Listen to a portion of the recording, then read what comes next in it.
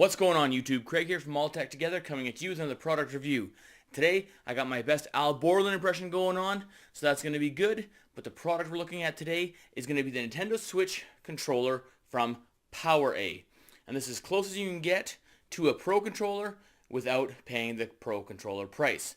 So, just so everybody knows, I paid for this with my own money, and my views on this product are mine and mine alone. So with that out of the way, let's get into it.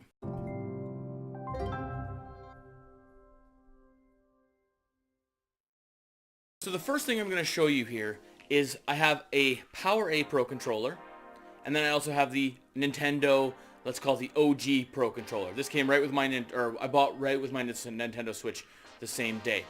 So they look very, very similar. Now, for this review, I want you just to know that the Pro controller, when you see just a black controller, that will always be the Pro controller. And when you see a black and red controller, that will always be the PowerA controller. Because in a lot of my B-roll and stuff like that, I'm going to show you both sort of side by side, so you can compare the two, just for in case you want to pick one of these up. So let's take a look at the PowerA Pro controller. Just put this one down for a second. So the PowerA Pro controller aesthetically looks very similar to the Pro controller. The buttons are nice. They got a nice click to them, and I don't know if this will pick up on the camera, on the microphone, but okay. So it has the 4 face buttons. It does have the nice joysticks with the click in them. Let's get that done, okay. And then it's got a decent directional pad. Now, it's not any better or worse, I don't find, than the directional pad on the Pro controller, but it's there and it works. We also have the plus and minus buttons, and then we also have the home button and then the game share button on the front.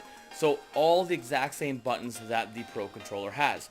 Then on the top we have our R and L and our ZR and ZL, and they got nice travel. They feel good. Nothing cheap about it. The only thing I will say that's a little bit cheaper feeling, I guess, is the fact that this is light. But we'll get into that reason why it's so much lighter than a Pro controller here in a little bit.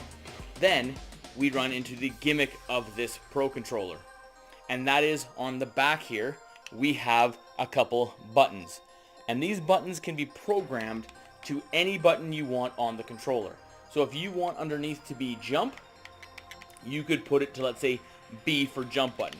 If you want it to be, block in Smash Brothers, you could use it as block of Smash Brothers. So you can assign it on the fly basically to any button you want on the controller, which is actually pretty neat. I know when I first started finding controllers like this, and I know Scuff's been doing it for a long time, and then Microsoft has their Elite controller that has the paddles on it as well. I find I used actually I have a Microsoft Elite controller for my Xbox One. I find I mapped jump to that a lot, because in shooters, you can jump with it and still have both of your fingers on, so you can jump and aim at the same time, rather than taking your finger off the thumb, off the aiming joystick to jump and then having to move it back. So it is kind of cool in that way. So it's very similar to a Pro controller, except like I said, it's got these back buttons. Now, I've kind of told you what it has. Now I'm going to tell you what it doesn't have. So it doesn't have any rumble, no vibration whatsoever. It doesn't have any Amiibo support. Now, for Amiibo support, it doesn't bother me in the least. I don't use Amiibo. I don't even own them in Amiibo. I have no desire to ever own Amiibos. It's just not my thing. So that doesn't bother me. The rumble, on the other hand, does bother me. I do like the rumble. Ever since Sony, I think it was, put it in the DualShock 2 for the PS2, I like my controllers to rumble. It might not be a thing for you, but it's a thing for me.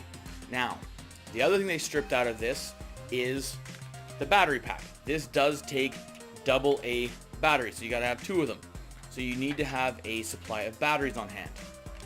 So that is a point of contention for a lot of people. Alright, so for the final part of this review, we're gonna talk about price. So the Nintendo Pro controller is around the $80 mark. The PowerA Pro controller is $15 less. So, what do we give up for $15? We give up rumble. Big problem for me, maybe not for you. We also give up Amiibo Support. Not a big problem for me, maybe a big problem for you.